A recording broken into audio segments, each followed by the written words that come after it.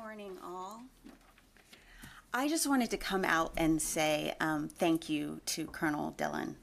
Colonel Dillon has a very special place in my heart because he and I started about the same, like within a few weeks of each other. And Colonel Dillon had volunteered for this position, and he's done over 1,100 media engagements in a year. And so it is with a heavy heart that he leaves us, but he's done a fantastic job.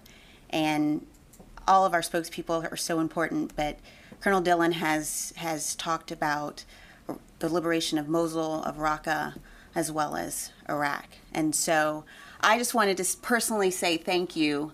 He's headed out to be the Chief of Public Affairs at U.S. Army Africa, I'm sorry. And so he'll be heading to Italy, a hardship post, I have no doubt. But he's also has a lovely family, and he'll be able to see them. So I just wanted to say thank you, Colonel. Appreciate everything you've done. You have set the standard, and just best of luck, and do stay in touch with all of us and let us know how we can help you moving forward. So with that, I will hand it over to Eric.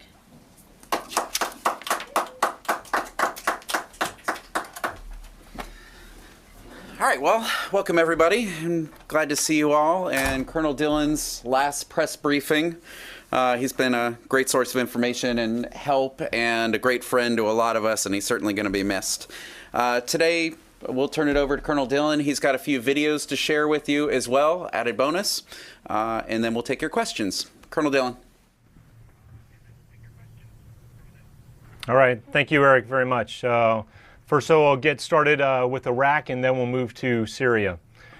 This week, the Iraqi Air Force conducted a strike on a known ISIS headquarters in Syria that was being used to smuggle ISIS terrorists. This complex operation was planned and conducted by Iraqi security forces with support provided by coalition.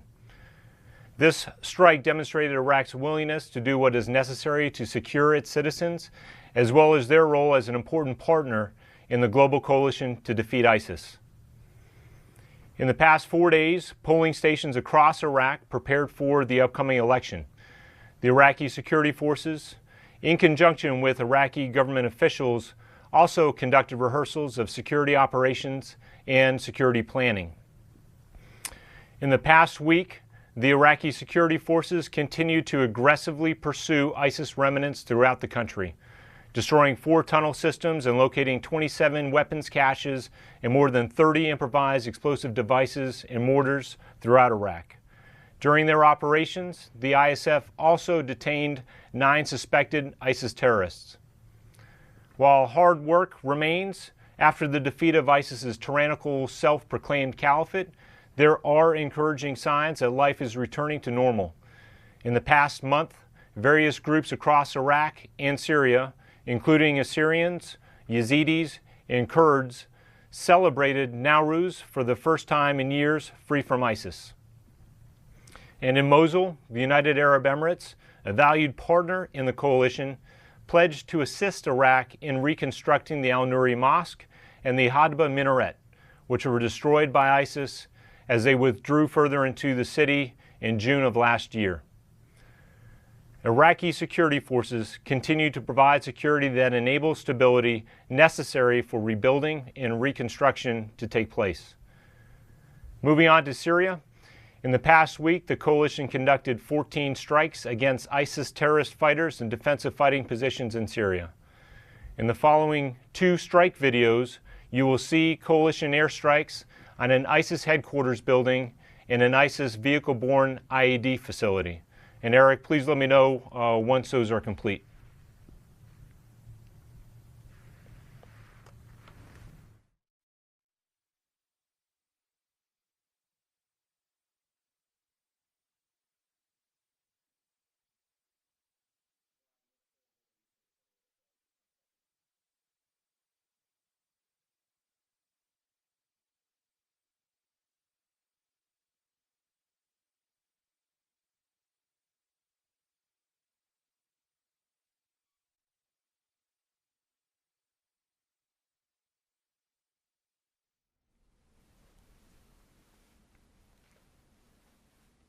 Okay, we just saw the first explosion.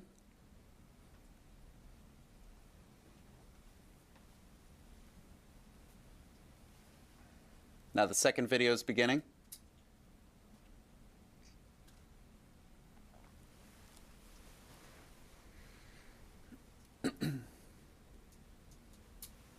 And that's the second explosion.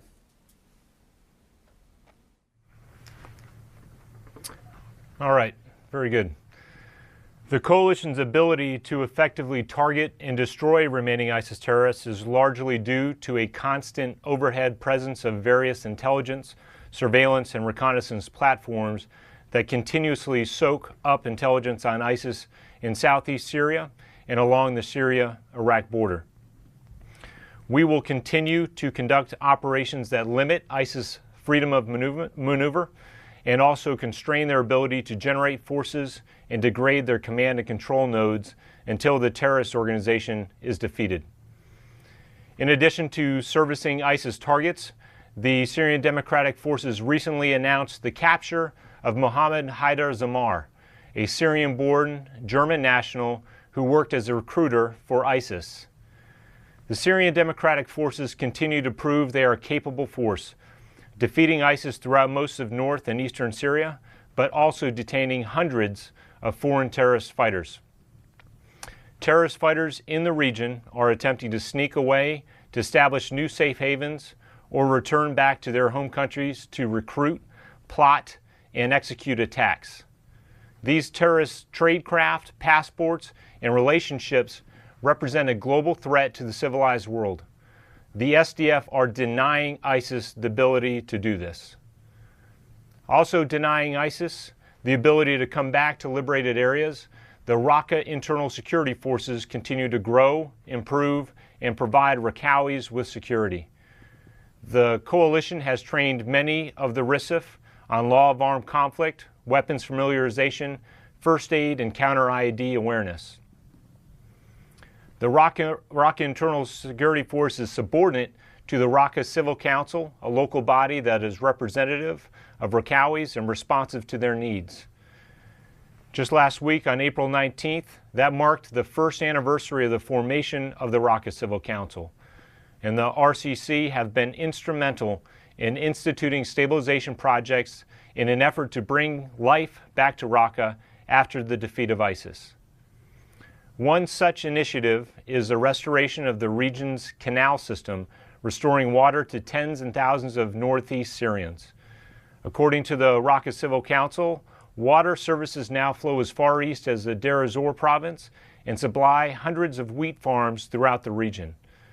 As summer approaches, the Raqqa Civil Council aims to construct more than 20 water distribution points throughout the city, ensuring residents have clean access to clean water. Finally, I would like to highlight the contributions made by our partners from New Zealand and Australia in remembrance of Anzac Day tomorrow. Anzac Day is a national day of remembrance that commemorates those who served and died in all wars, conflicts, and peacekeeping operations. Tomorrow, Australians, New Zealanders, and fellow coalition members remember those who have sacrificed for their nations and to those who currently serve. Aussie and Kiwi service members are committed to the mission to defeat ISIS, from planning strikes to training thousands of Iraqi security forces. The coalition is stronger and more effective thanks to our brothers and sisters from Australia and New Zealand. And today I proudly wear their patches on my sleeves. You got the New Zealand patch right there, and there's the, don't look at my guns, and the Australian patch right there with the kangaroo, pretty cool. So I'm just honored to serve with such great teammates. And to our Aussie and Kiwi friends, I say, fair dinkum, you great mates. And with that, I'll happy to take your questions. Show pretty much ended this brief. Bob Burns, AP. Thank you, Colonel Dillon. Last week you mentioned a concern about a possible resurgence, or at least some gains possibly being made by ISIS in the Middle Euphrates River Valley while the SDF was distracted. I'm wondering a couple of questions. Is the SDF showing any signs of going back on the offensive after the Afrin? And secondly, are your concerns playing out to any extent that ISIS is making any kind of gains at all in that area? All right, thank you, sir. So I want to clarify, last week when I talked about any possible resurgence of ISIS, I was referring to the west side of the Euphrates River, and I was talking about areas where we are not supporting the SDF. I was talking primarily areas that have been liberated by the pro-regime forces backed by their Russian counterparts. There has been absolutely zero land that has been reclaimed by ISIS on the east side of the Euphrates River. We have put obstacles into place and have constructed things to contain ISIS in the two areas where we are currently supporting our forces to defeat the remaining locations where they hold territory. And that is in Dashisha along the Iraq-Syria border, and in Abu Kamal, north of Abu Kamal, on the eastern side of the Euphrates River in a town called Hajin. So I just want to make it very clear, there's been absolutely no ceding of territory on the east side of the Euphrates River where we support our partners. So I'll go ahead and see if you have a follow-up to that, sir. Yeah, the other question I had was whether you're seeing any encouraging signs from your point of view of the SDF being reorganizing, regrouping to go back on the offensive in that area. Well, what I'll say is, we continue to understand, their predicament and where they are, but we are absolutely committed to the defeat of ISIS. And as we've mentioned in the last 2 weeks, we as a coalition have conducted strikes and upped the number of strikes that we've conducted on the eastern side of the Euphrates River. That said, we are encouraged by the return of some Syrian Democratic Force partners to the Middle Euphrates River Valley. I will not go into details on how many and where there will be a raid, but there are some encouraging signs to see that more combat power is returning to the Middle Euphrates River Valley to really turn it on to the ISIS elements, those two locations that finally remain. Okay, thank you. And next, Idris Ali, Reuters. Sure. Dillon, Colonel Dillon, just following on from Bob's question. So these are fighters that were in Afrin that are coming back to the MIRV?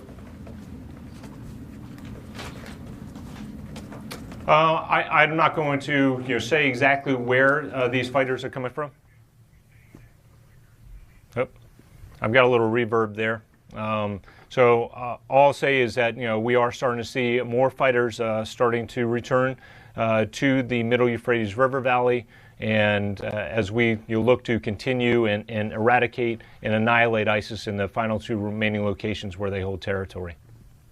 A few months or weeks ago called it an operational pause, or a pause of sorts, because SDF fighters had been distracted. So is that essentially over now?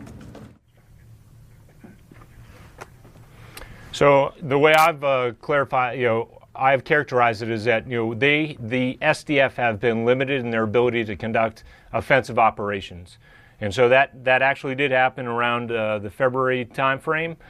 So what did we do? And I explained this a little bit last week. Is because of that limited ability to conduct offensive operations and continue to put pressure on these ISIS elements, we have been able to use the ISR assets available to the coalition to identify targets, and we're now starting to strike targets. I think over the course of the last 2 weeks, we've seen an increase of about 100% in the number of strikes that we've conducted in Syria. But as we start to see more Syrian Democratic Force fighters coming back, then that pressure on ISIS on the ground could very well also help. It definitely will help in the eradicating these final two locations. Okay. Next, we'll go to Lori Milroy, Kurdistan 24. Then after that, Jeff Selden from VOA. Thank you, Colonel Dillon, for doing this, and best of luck in your new position. I have a question on General Funk's trip to Erbil. He met with Chancellor Barzani there. Could you give us a readout on that meeting? I don't have a readout on that meeting just yet. I can confirm that General Funk did meet with Chancellor Barzani and other senior leaders. That is not uncommon. General Funk has met with Chancellor Barzani several times. I suspect he will meet with him again in the future.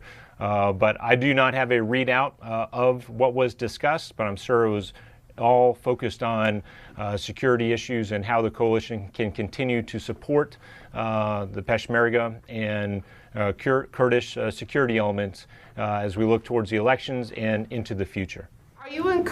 Are you encouraging cooperation between the Iraqi security forces and the Peshmerga in the disputed territories to control the violence there? I will say that we are encouraging the government of Iraq, Iraqi security forces, Peshmerga, to work together. We have seen how that has been successful. We saw that they worked together in Mosul. We saw they worked together in Tal Afar. We saw they worked together in Hawija. And ISIS, they will look for seams, both metaphorically and literally, on the ground.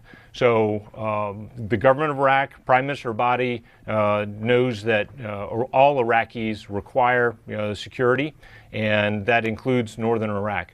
So the coalition is working together with both Peshmerga and government of Iraq with training, with equipment, with support, but also in working together so that they can identify ISIS threats, ISIS remnants, and go after them. Okay, thanks. Jeff Selden, Voice of America. Colonel, thank you very much for doing this.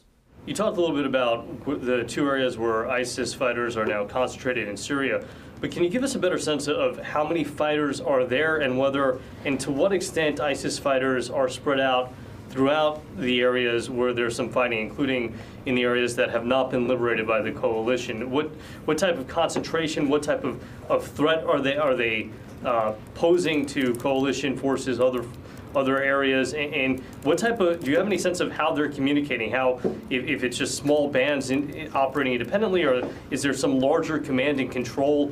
You talked about a little bit also how they're trying to sneak away and get back to other safe havens. I mean, is that an organized effort or is it ad hoc? What can you tell us about the ISIS presence overall in Syria and the way it's a threat, whether it's a concentrated threat or a more dilute but diverse threat?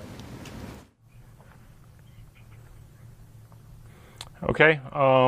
If I don't hit all of those questions, you can come back. But first off, on the communications and where are they concentrated? Those two locations are where they still hold territory, where they are concentrated, where they are attempting to reconsolidate. You saw one of the strike videos that showed that they are still attempting to build vehicle-borne improvised explosive devices.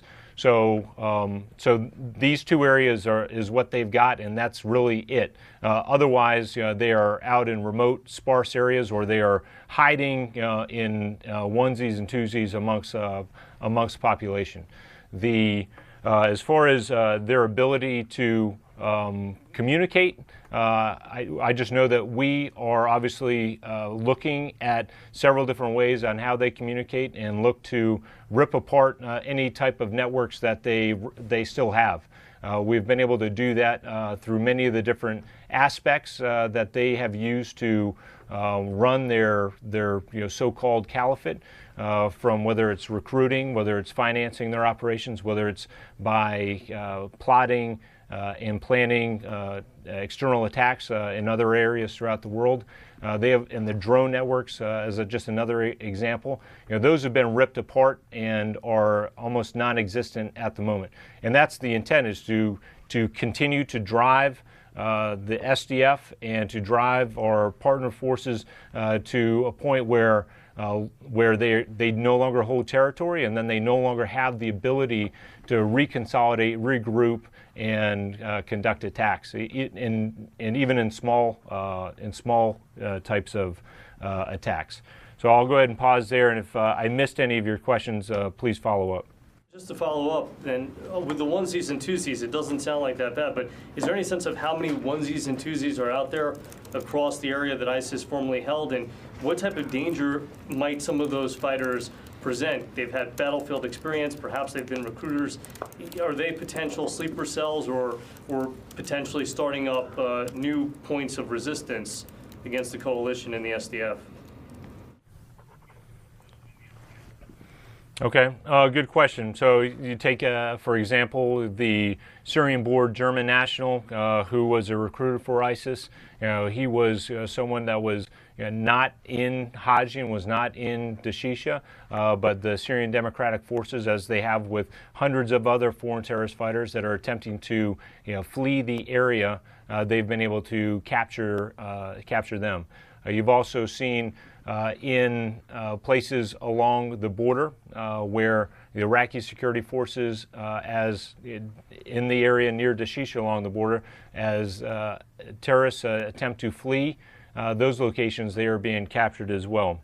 So the only two places where they actually control are even a group of more than what we would consider to be, I think, 4 or 5. That's something that Prime Minister Abadi had mentioned in his weekly address last week, is that any of the ISIS elements that the Iraqi security forces have encountered or found in Iraq, they have not exceeded 4 people at any one time.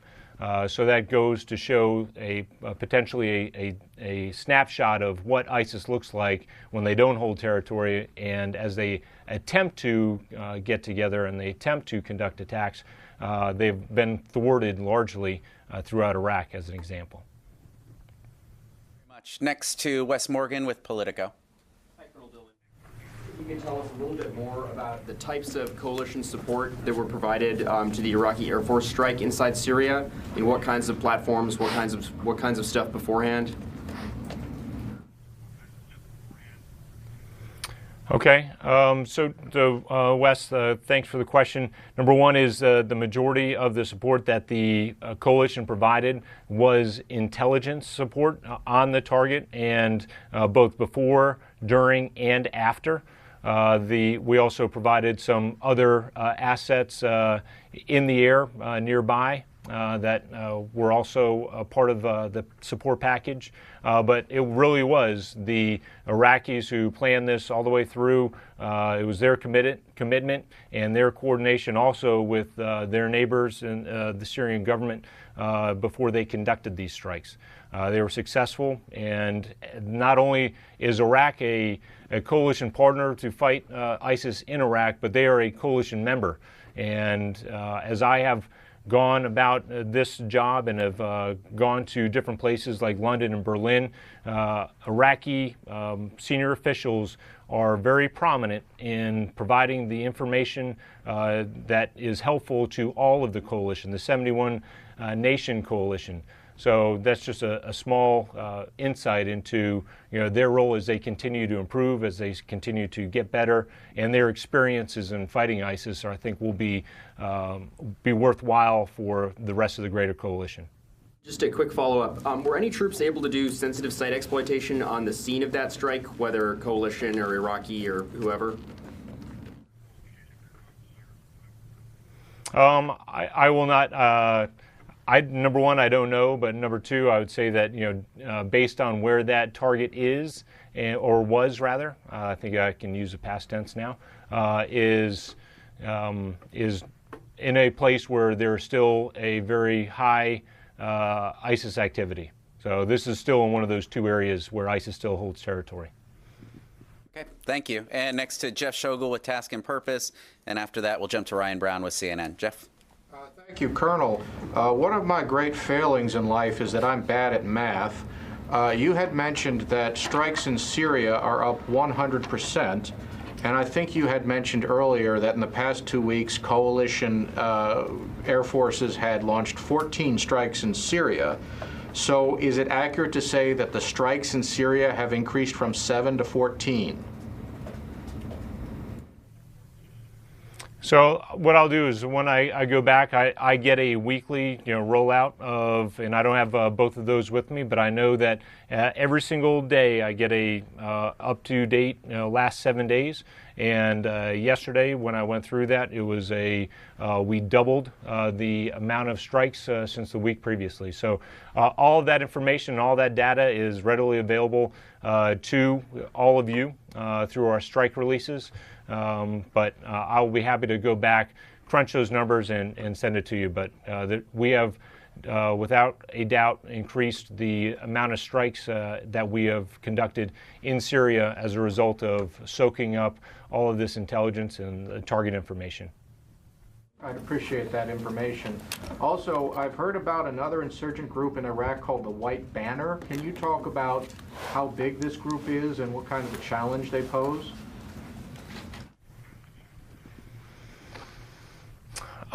We've heard of the same group, and I've heard called White Banner or White Flags, and they've predominantly been located in and around areas of Kirkuk, Tuz Kermatu, and the mountain areas in and around there, which I'm familiar with because that's where I spent most of my time in 2003. But what I will say is that they're suspected to be offshoots of ISIS, and whether they call themselves a different name, it's still ISIS elements, and they are still targets for the coalition and for the Iraqi security forces.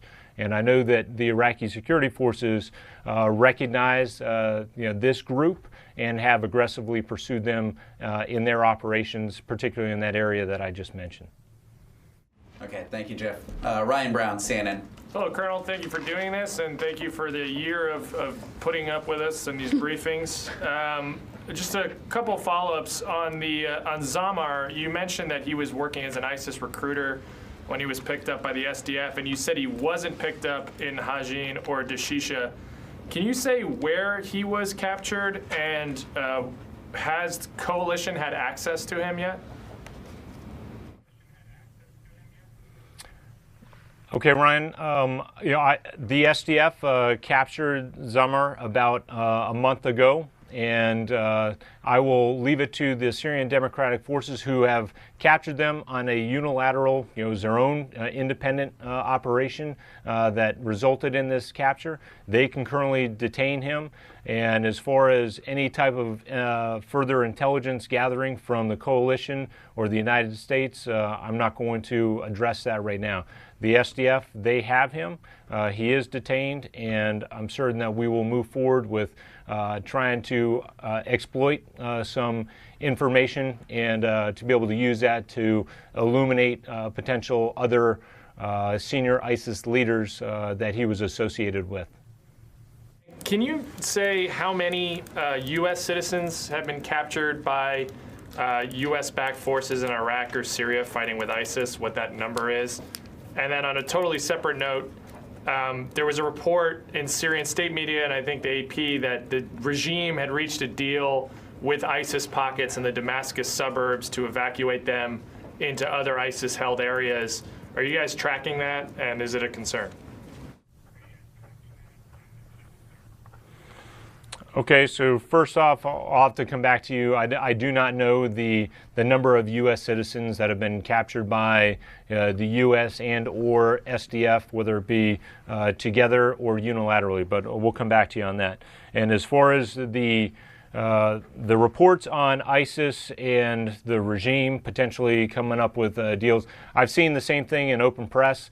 What I can do is, again, point to some of the statements that I made last week in reference to the regime's either unwillingness or inability to address ISIS in areas that have once been liberated and then retaken.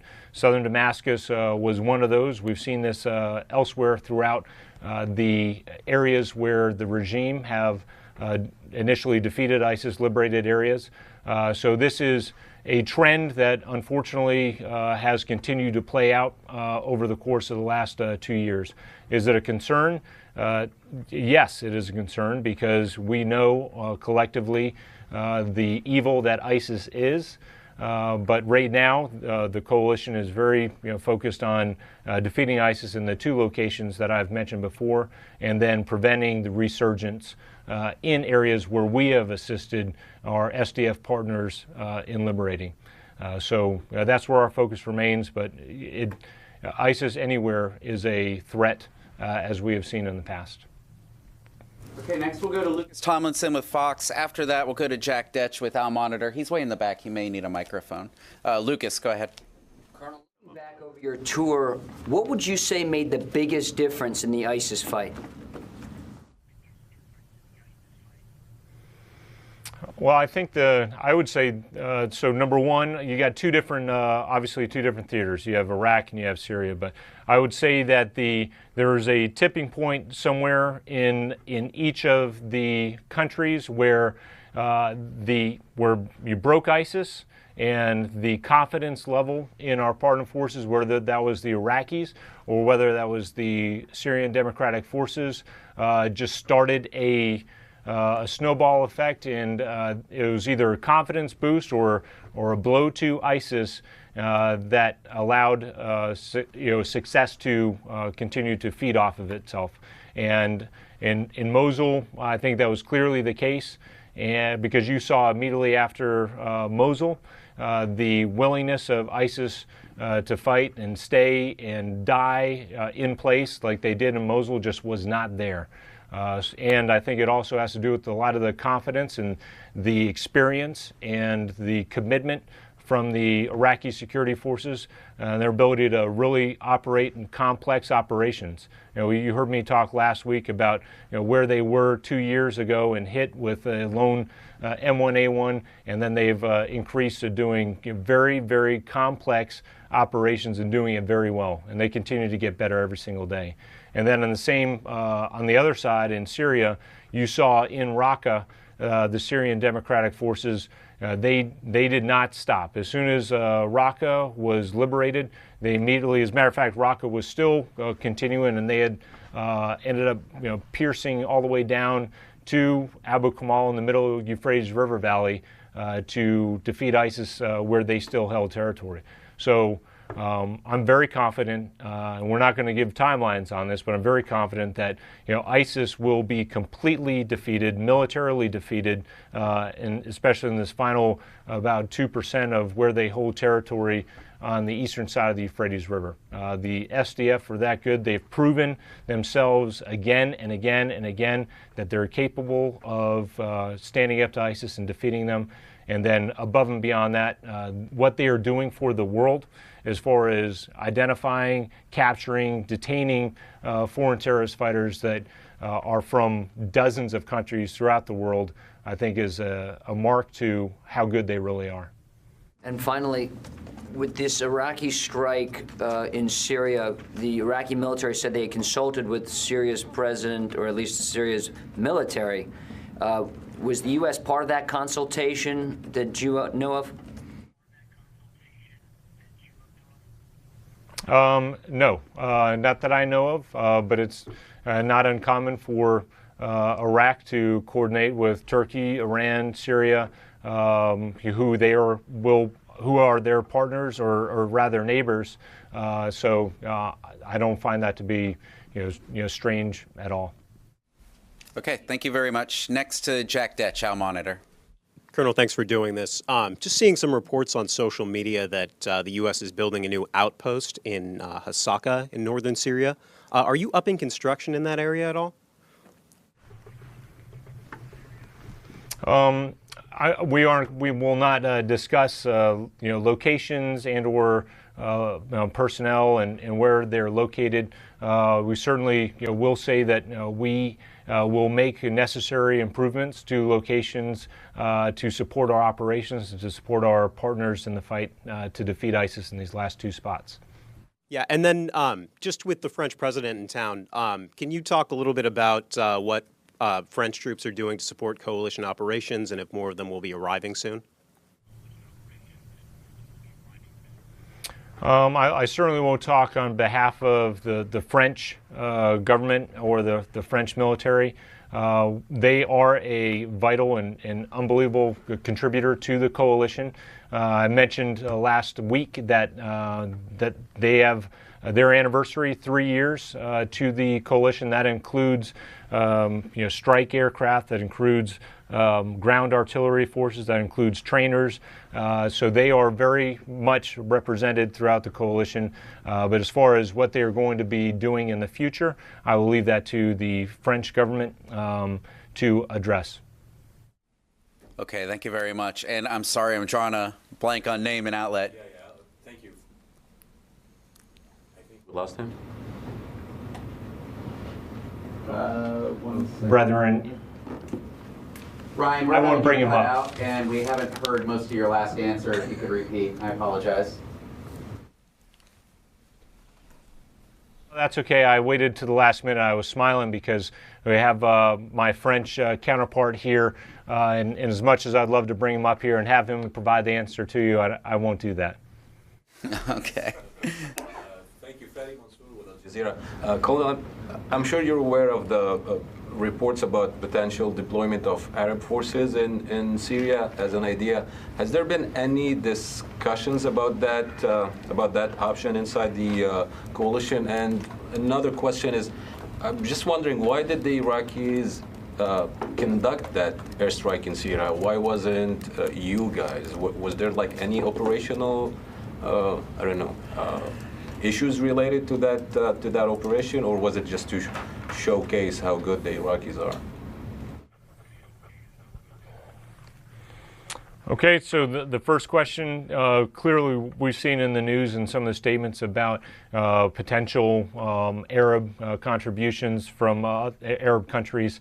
First off, I would say that there are several Arab countries that already provide support to the coalition, both militarily and then through other means, whether they're monetary contributions to stabilization efforts or also sit on some of the boards and the working groups that are focused on either counter-finance, foreign terrorist fighters, or stabilization. But as far as I won't get ahead of any kind of diplomatic discussions about what could be, so I will not speculate on that. As far as why the Iraqis conducted these strikes, Prime Minister Abadi has said multiple times over the course of the last month that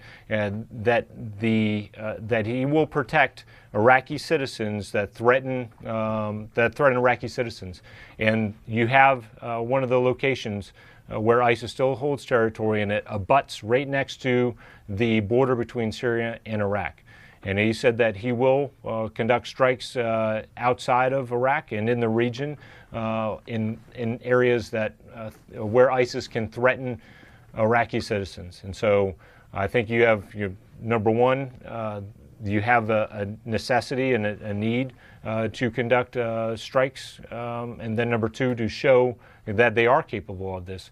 And it's not just in Syria. That made news because of it being in Syria, but the Iraqi Air Force conducts strikes daily throughout Iraq in support of their forces and in support of their operations.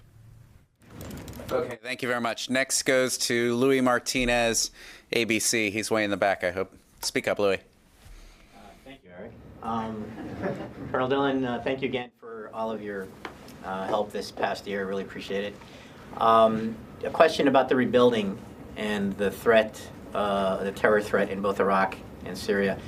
How is the rebuilding effort going inside Syria? I mean, obviously the government doesn't seem to be creating the initiative there for the rebuilding effort in Raqqa and other places. How is that going? And how is it going inside Mosul, where I think the Iraqis are the ones who are footing the bill? And there seems to be a terror threat developing inside Iraq. How do you describe the ISIS threat right now inside Syria? Is there also a terror threat in those liberated cities, or is it still more of a battlefield effort? Okay.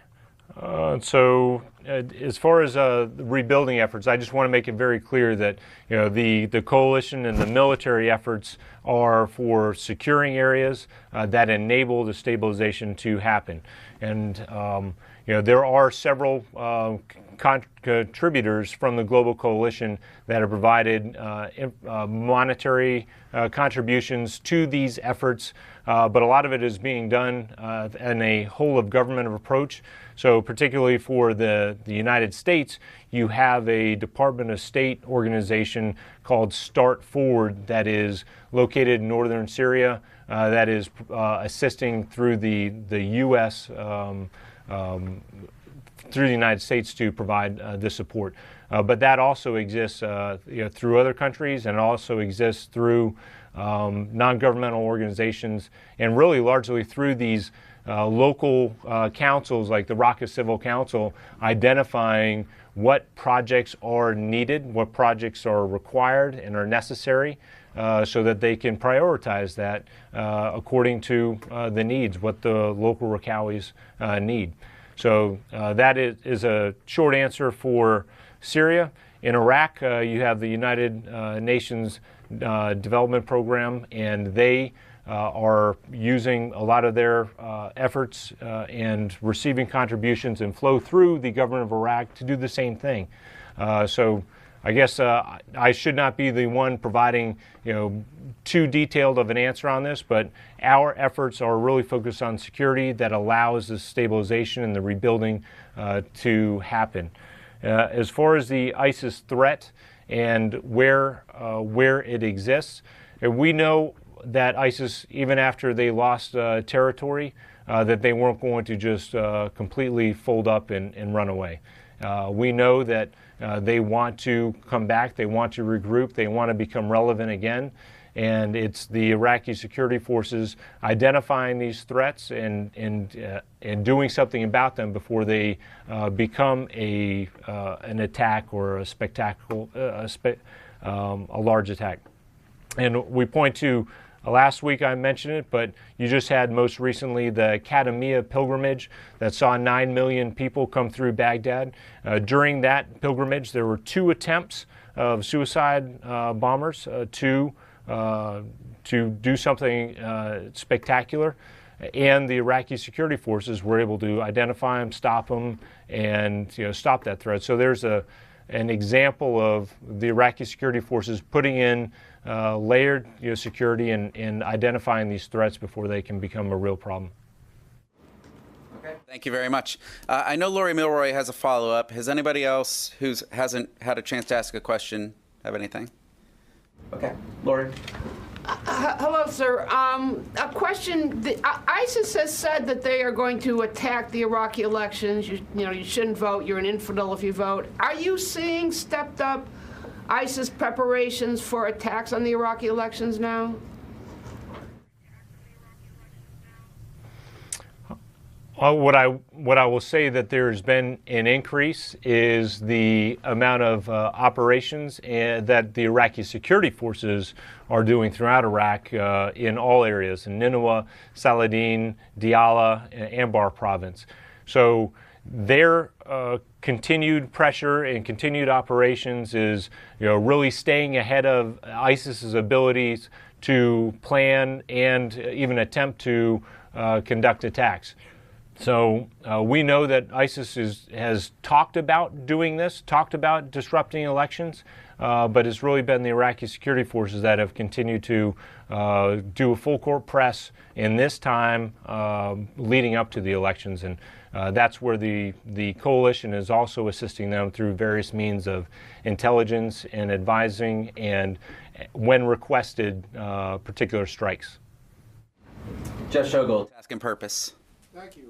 Colonel, one last question. As the situation in Iraq and Syria stabilizes, will that cause any changes for U.S. troops' pay and benefits, such as hostile fire pay, imminent danger pay, or the combat zone tax exclusion?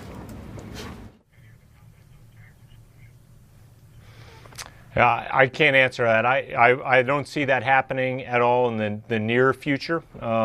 We have to, number one, there's still fighting that's going on. There's still threats, and there still are there's still work to be done. So, and no one here makes that decision anyway. So I'll leave that back up to the Pentagon or whoever it is that makes that decision. I know that that's not necessarily something that those of us here are thinking about. We're thinking about finishing our job, doing our mission, and making sure our left and right flanks and our fellow coalition members are taken care of. All right, Jeff. Any more? Any math questions? Okay. Ryan Brown, CNN, please. Colonel, one last one. Have you received any questions from your Syrian partners about how long the U.S. or the coalition plans on staying in Syria? There's been a lot of discussion about this lately. Has that become a distraction or a subject of conversation as you engage with your partners? I mean, clearly we spend a lot of time with our partners, and we've seen plenty of things being mentioned in open source. But I will keep those discussions that happen between our commanders on the ground between those commanders. Okay. Anyone else? Colonel Dillon, do you have any closing words for us?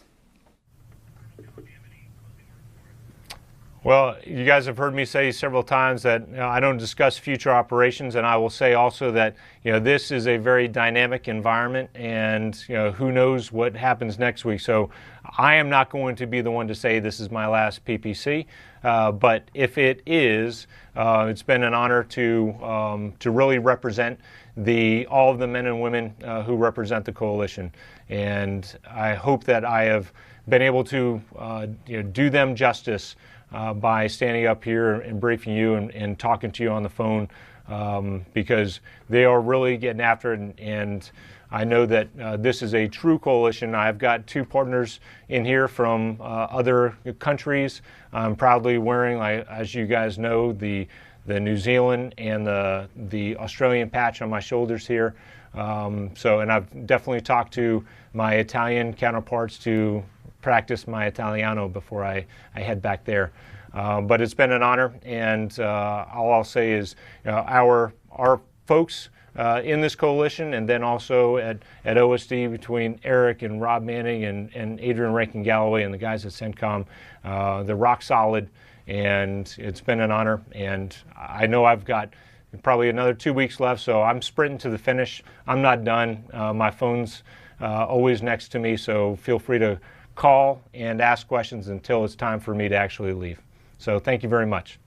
We'll certainly miss you. Not sure you're going to miss us, and hope your replacement is spooled up. I'm sure you're going to get him ready to go and ready to face the crowd here. I believe this will be my last press briefing as well as I switch over to a different account. And thank you very much for joining us today. Appreciate it, and goodbye, Colonel Dillon.